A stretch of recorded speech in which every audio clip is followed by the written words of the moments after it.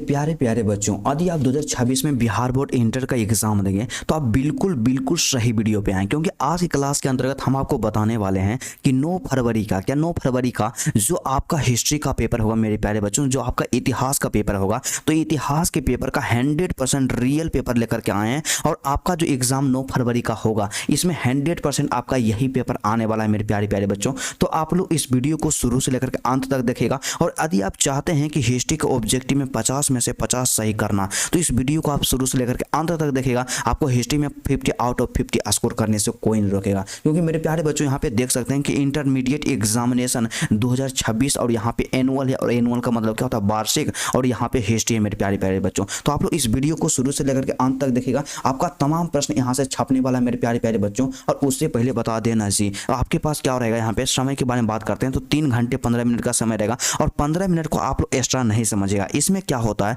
कि आपको OMR paper को रंगना होता है मेरे प्यारे बच्चों। तो आप लोग OMR पेपर को रंगिएगा, जितना आपका डिटेल रहेगा, चाहे मेरे प्यारे प्यारे बच्चों आपका क्या रहता है, आपका नाम, आपकी माता जी का नाम, आपके पिताजी का नाम, टोटल चीज़ों के बारे में आपको देखना। और टोटल जो आपका एग्जामिनेशन होगा 100 नंबर का होगा हिस्ट्री का मेरे प्यारे प्यारे बच्चों, और जिसमें से आपका 70 को ऑब्जेक्टिव, 20 को 2 नंबर वाला क्वेश्चन, 6 को आपका रहेगा 3 नंबर 5 नंबर वाला क्वेश्चन, और टोटल प्रश्नों की संख्या आपका यहाँ पे 96 होगा मेरे प्यारे प्यारे बच्चों। और उससे पहले आपको बता दें मेरे प्यारे बच्चों, यदि आप ज़्यादा बेहतर करना चाहते हैं ना जी, तो सबसे पहले क्या कीजिएगा कि परीक्षार्थियों के लिए यहाँ पे निर्देश दिया गया है कि परीक्षार्थियों के लिए निर्देश मतलब इंट्रोडक्शन फॉर द कैंडिडेट्स, और इसको आप लोग जरूर पढ़ लीजिएगा। और हर एक वीडियो में आपको बोलते हैं मेरे प्यारे प्यारे बच्चों आपको पढ़ने के लिए। और यहाँ पे देखिए सबसे ज़्यादा मोस्ट इंपोर्टेंट यहाँ पे क्या दिया गया है कि परीक्षार्थी OMR उत्तर पत्र पर अपना उत्तर पर प्रश्न पुस्तिका क्रमांक अवश्य लिखना है, बिल्कुल जरूरी है। और उसके बाद यहाँ पे क्या कि परीक्षार्थी यथासंभव उत्तर अपने शब्दों में ही देना। देखिए कितना जरूरी बात बताया गया। और आप लोग क्या समझते हैं जी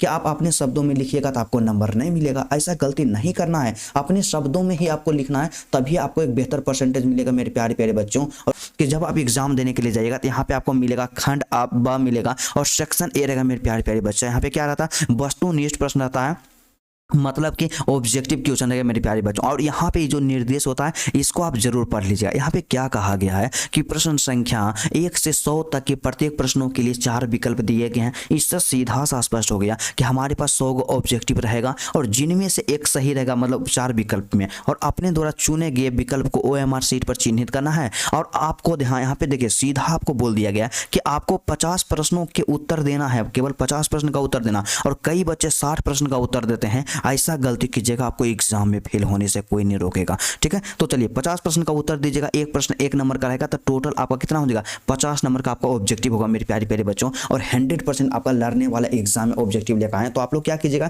इस वीडियो को शुरू से लेकर के अंत तक जरूर देखेगा। आपके एग्जाम के दृष्टिकोण से सभी का सभी मोस्ट इंपोर्टेंट होने वाला है मेरे प्यारे प्यारे बच्चों। तो चलिए सबसे पहला प्रश्न की ओर बढ़ते हैं मेरे प्यारे प्यारे बच्चा पार्टी। और हमारे पास 1 नंबर का दिया गया, तो 1 नंबर का प्रश्न क्या कहता है जी, इसका सिंपल सा सीधा सा कहना है ना मेरे प्यारे प्यारे बच्चों कि किस भारतीय शासक को नेपोलियन की संज्ञा दी गई है। तो किसे नेपोलियन कहा जाता है, देखिए यहाँ पे समुद्रगुप्त जो है ना मेरे प्यारे प्यारे बच्चा, इन्हें क्या कहा था, नेपोलियन क्या कहा जाता है। ऑप्शन नंबर जो आपका सी होगा बिल्कुल बिल्कुल सही आंसर होगा। और वही बात करते हैं ना जी अगला क्वेश्चन के बारे में। तो हमारे पास प्रश्न संख्या क्या दिया गया है, प्रश्न संख्या जो हमारे पास क्या दिया गया, 2 दिया गया। इसका सिंपल सा कहना है जी कि 16 महाजनपदों में सबसे शक्तिशाली महाजनपद कौन था। मेरे प्यारे बच्चों हम लोग जानते हैं कि महाजनपदों की कुल संख्या 16 है, और जब शक्तिशाली के बारे में बात कर लिया जाए तो यहाँ पे मगध महाजनपद होगा मेरे प्यारे प्यारे बच्चों। ऑप्शन नंबर जो आपका यहाँ से ए होगा ना जी, बिल्कुल बिल्कुल सही आंसर होगा मेरे प्यारे प्यारे बच्चे पार्टी। और वही बात करते हैं अगला क्वेश्चन के बारे में। तो हमारे पास नेक्स्ट क्वेश्चन क्या देगा, इसका सिंपल सा कहना है मेरे प्यारे प्यारे बच्चों कि किस शिलालेख में अशोक के कलिंग विजय का उल्लेख मिलता है मेरे प्यारे प्यारे बच्चों।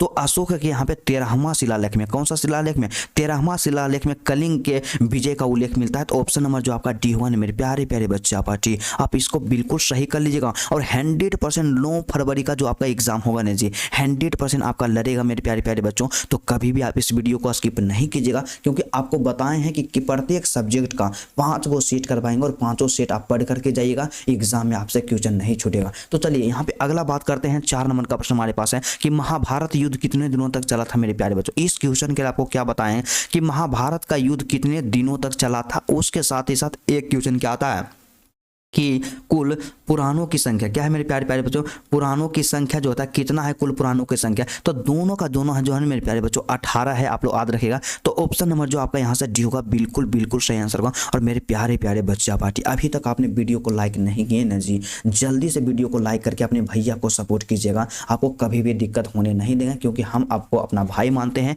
हम आपको अपना बहन मानते हैं। तो चलिए यहाँ पे 5 नंबर का प्रश्न है कि महाभारत की रचना किस भाषा में हुई थी मेरे प्यारे प्यारे बच्चों। तो देखिए महाभारत का जो समय था ना जी, उस समय संस्कृत का वर्चस्व सबसे ज्यादा था, तो संस्कृत भाषा में रचना की गई। तो ऑप्शन नंबर जो आपका ए होगा मेरे प्यारे प्यारे बच्चों, बिल्कुल सही आंसर होगा। और काफी ज्यादा मोस्ट इंपोर्टेंट है आपके एग्जाम के दृष्टिकोण से। तो कहते हैं ना जी कि कई ऐसे स्टूडेंट होते बोलते हैं भैया अभी से हम बेहतर कर सकते हैं, बिल्कुल बेहतर कर सकते हैं, क्योंकि मेरे प्यारे बच्चों कहा जाता है कि जब आंखों में अरमान लिया मंजिल को अपना मान लिया है, मुश्किल क्या आसान किया, जब ठान लिया तो ठान लिया। तो चलिए यहाँ पे क्वेश्चन है कि पुराणों की संख्या कितनी है, आप कि तुरंत ने आपको बताएं जी कि महाभारत का युद्ध और पुराणों की संख्या दोनों का दोनों 18 हो जाएगा। ऑप्शन नंबर जो आपका बी का बिल्कुल आप इसको सही कर लीजिएगा। और उसके साथ ही साथ बात करते हैं मेरे प्यारे प्यारे बच्चे पार्टी, तो यहाँ पे 7 नंबर का प्रश्न, इसका सिंपल सा क्या कहना है बाबू कि तलवंडी में किस प्रसिद्ध संत का जन्म हुआ था मेरे प्यारे प्यारे बच्चा। तो तलवंडी में गुरु नानक का जन्म हुआ था। आप लोग हमेशा याद रखिएगा तलवंडी मतलब गुरु नानक। ऑप्शन नंबर जो आपका डी होगा ना जी, आप इसको सही कर लीजिएगा, किसी में इतना दम नहीं है कि आपका आंसर को गलत कर देगा और आपका नंबर काट लेगा।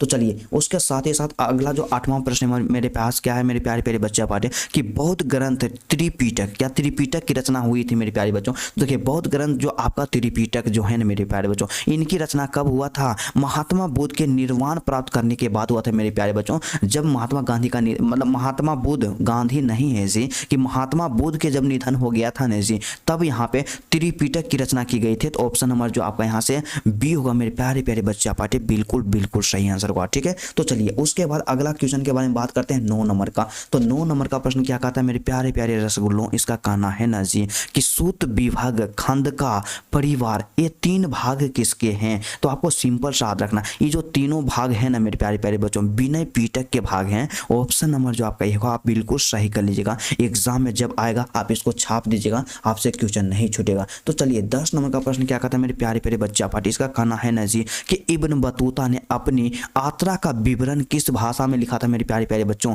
तो इब्न बतूता ने अपनी यात्रा का विवरण जो लिखा था अरबी भाषा में लिखा था, किस भाषा में, अरबी भाषा में। तो ऑप्शन नंबर जो आपका एक होगा मेरे प्यारे प्यारे रसगुल्लों, बिल्कुल सही आंसर हुआ। ठीक है, तो चलिए इसी तरह से आप मेहनत करते रहिए, आपको एग्जाम में एक बेहतर परसेंटेज जरूर आएगा। और आप एक कमेंट करके बताइएगा कि आप हिस्ट्री के पेपर में 90 प्लस लाना चाहते हैं या 80 प्लस लाना चाहते हैं या 70 प्लस लाना चाहते हैं या केवल आप पास होना चाहते हैं मेरे प्यारे बच्चों। आप जरूर कमेंट कीजिएगा और सभी बच्चे के कमेंट को हम लोग देखते हैं। तो चलिए 11 नंबर का प्रश्न है कि भारत के जिन 3 भाषाओं के ग्रंथों के अरबी भाषा में हुए अनुवादों से अल बरूनी परिचित था, वह क्या थी मेरे प्यारे बच्चों। तो इसका सही आंसर होगा ऑप्शन नंबर ए हो जाएगा, मतलब संस्कृत, फाली और यहाँ पे प्राकृत हो जाएगा। तो ऑप्शन नंबर जो आपका ए होगा मेरे प्यारे प्यारे बच्चा लोग, बिल्कुल सही आंसर हो जाएगा। ठीक है, तो चलिए उसके साथ ही साथ अगला क्वेश्चन के बारे में बात करते हैं ना जी, काफी ज्यादा मोस्ट इंपोर्टेंट है एग्जाम के दृष्टिकोण से। 12 नंबर का प्रश्न, इसका सिंपल सा क्या कहना है मेरे प्यारे प्यारे रसगुल्लों कि मार्को पोलो ने 13वीं शताब्दी से जिन स्थान से चलकर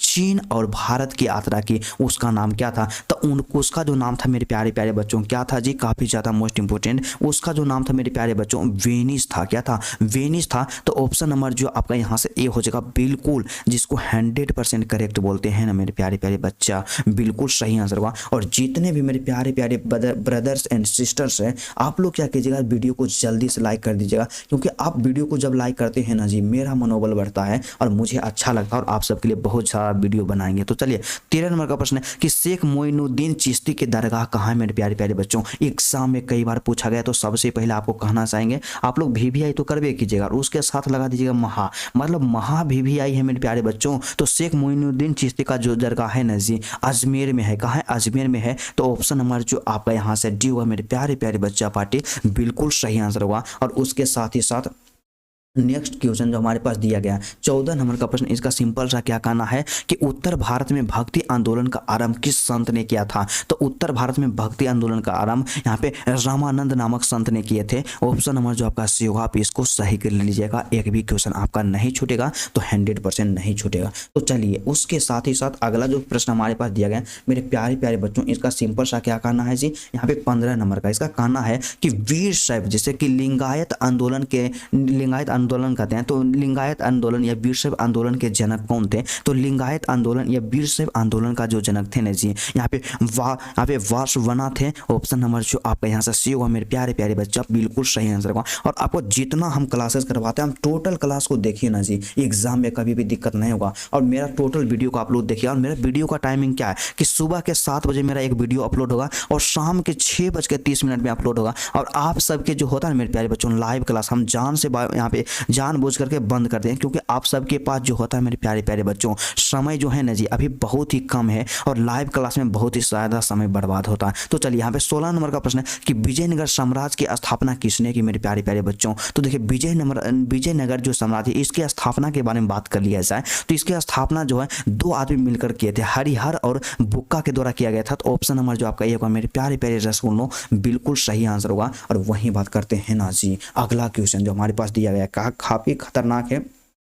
17 नंबर का प्रश्न, इसका सिंपल सा कहना है मेरे प्यारे प्यारे विनोद, क्या है जी। तो यहाँ पे पुर्तगालियों ने गोवा पर अधिकार कब कर लिया था। तो 1510 ईस्वी में पुर्तगाली ने गोवा पे अधिकार कर लिया था। ऑप्शन नंबर जो आपका बी होगा, बिल्कुल आप सही कर लीजिएगा, संदेह कभी भी अपने भैया पे नहीं कीजिएगा, सभी का सभी मोस्ट इंपोर्टेंट क्वेश्चन है। तो चलिए उसके साथ ही साथ यहाँ पे 18 नंबर का प्रश्न है कि विजयनगर साम्राज्य का महानतम शासक कौन था मेरे प्यारे प्यारे बच्चों। तो विजयनगर साम्राज्य के महानतम शासक जो थे कौन थे, कृष्णदेव राय थे। कौन थे, कृष्णदेव राय थे। ऑप्शन नंबर जो आपका यहाँ से बी होगा, आप बिल्कुल सही कर लीजिएगा, एग्जाम में 100% टकराएगा। तो मेरे प्यारे प्यारे बच्चों 100% टकराएगा। तो चलिए उसके साथ ही साथ अगला जो क्वेश्चन हमारे पास दिया गया मेरे प्यारे प्यारे बच्चों, यहाँ पे 19 नंबर का, इसका सिंपल सा कहना है कि कोलकाता में सर्वोच्च न्यायालय की स्थापना कब हुई है। तो कोलकाता में सर्वोच्च न्यायालय की स्थापना 1774 ईस्वी में हुआ था। ऑप्शन नंबर जो आपका यहाँ से क्या हो जाएगा, सी हो जाएगा, बिल्कुल आप सही कर लीजिएगा। और उसके साथ ही साथ मेरे प्यारे प्यारे भाई एवं बहनन, यहाँ पे क्या है जी, यहाँ पे है ना कि पुर्तगालियों ने गोवा पर अधिकार 1510 मारिए ने जी। बताइए आप इतना कमजोर हैं कि एक ही क्वेश्चन का आंसर आप नहीं जान सकते हैं, बिल्कुल जान सकते हैं। और यहाँ पे 21 नंबर का प्रश्न, इसका क्या कहता है, सिंपल सा है कि संथाल विद्रोह कब हुआ था मेरे प्यारे प्यारे बच्चों। तो संथाल विद्रोह जो हुआ था 1855 में हुआ था। कब हुआ था, 1855 में। ऑप्शन नंबर जो आपका यहाँ से डी होगा मेरे प्यारे प्यारे रसगुल्लों, बिल्कुल सही आंसर होगा। और इसी तरह से आप मन लगा करके पढ़ाई करते रहिए, एग्जाम में आपको बेहतर करने से कोई नहीं रोकेगा, क्योंकि सभी का सभी मोस्ट इंपोर्टेंट क्वेश्चन है आपके लिए लेकर के आते हैं। तो चलिए यहाँ पे 22 नंबर का प्रश्न है कि दामिन इकोह क्या था मेरे प्यारे प्यारे बच्चों। तो दामिन इकोह जब भी एग्जाम में पूछा जाए तो एक भूभाग था। क्या था, भूभाग था। तो ऑप्शन नंबर जो आपका ए होगा ना जी, बिल्कुल आप सही कर लीजिएगा। और उसके साथ ही साथ नेक्स्ट प्रश्न जो हमारे स्क्रीन पे सो रहा है मेरे प्यारे प्यारे बच्चों, इसका सिंपल सा क्या कहना है जी, इसका सिंपल सा कहना है ना बाबू, क्या कहना है भैया, इसका कहना है ना जी कि लखनऊ से 1857 के विद्रोह का नेतृत्व किसने किया था मेरे प्यारे बच्चों। तो लखनऊ से 1857 का जो विद्रोह हुआ था उसका नेतृत्व यहाँ पे बेगम हजरत महल के द्वारा किया गया था। ऑप्शन नंबर जो आपका पी होगा, बिल्कुल आप सही कर लीजिएगा। और उसके साथ ही साथ अगला जो यहाँ पे 24 नंबर का प्रश्न हमारे स्क्रीन पे शो होगा मेरे प्यारे प्यारे बच्चों, क्या है जी, इसका सिंपल सा छोटा सा एक चीज कहना चाहता है। क्या कहता है कि 1857 के विद्रोह के समय भारत का गवर्नर जनरल कौन था मेरे प्यारे प्यारे बच्चों। काफी ज्यादा मोस्ट इंपोर्टेंट है। इसका जो सही आंसर क्या हो जाएगा, यहाँ पे लॉर्ड कैनिंग। क्या, लॉर्ड कैनिंग, आप इसको सही कर लीजिएगा। ऑप्शन नंबर जो आपका यहाँ क्या हो जाएगा, यहाँ से सी होगा, बिल्कुल बिल्कुल सही आंसर होगा मेरे प्यारे प्यारे बच्चों। और उसके साथ ही साथ अगला क्वेश्चन के बारे में बात करते हैं ना जी, काफी ज्यादा मोस्ट इंपोर्टेंट है हमारे एग्जाम के दृष्टिकोण से मेरे प्यारे प्यारे बच्चों। तो यहाँ पे आप लोग क्या करते हैं कि 1857 वाला में आप लोग लॉर्ड कैनिंग कर दीजिएगा। उसके साथ अगला जो प्रश्न हमारे स्क्रीन पे शो होगा हमारे दिल की धड़कन को तेज करेगा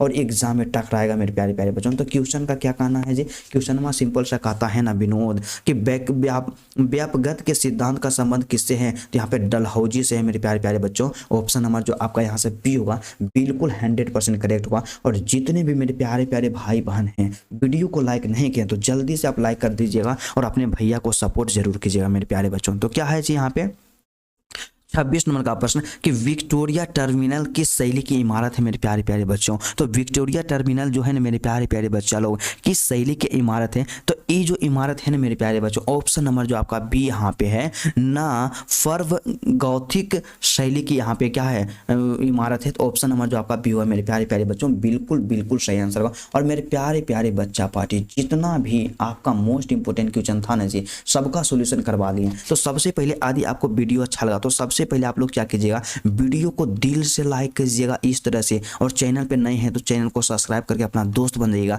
एग्जाम में आपको कभी भी दिक्कत होने नहीं देंगे, तो 100% नहीं होने देंगे। और सबसे ज़्यादा जरूरी क्लास चीज़ आप लोग क्या करिएगा, आप कॉमेंट करके बताइएगा आपको सबसे ज़्यादा प्रॉब्लम किस सब्जेक्ट में प्यारे प्यारे प्यारे बच्चों। और आप लोग कॉमेंट कीजिएगा आपका नाम क्या है, क्या आपका नाम क्या है मेरे प्यारे बच्चों, और आप इस वीडियो को जो देख रहे हैं किस डिस्ट्रिक्ट से देख रहे हैं, और ज़रूर आप कॉमेंट कीजिएगा क्योंकि हम जानना चाहते हैं कि हमारे वीडियो कहाँ कहाँ के बच्चे देखते हैं। तो चलिए आज की क्लास यहीं पे रहने देते हैं, फिर आपसे मिलते हैं नेक्स्ट वीडियो में और नेक्स्ट टॉपिक के साथ। तब तक के लिए जय हिंद।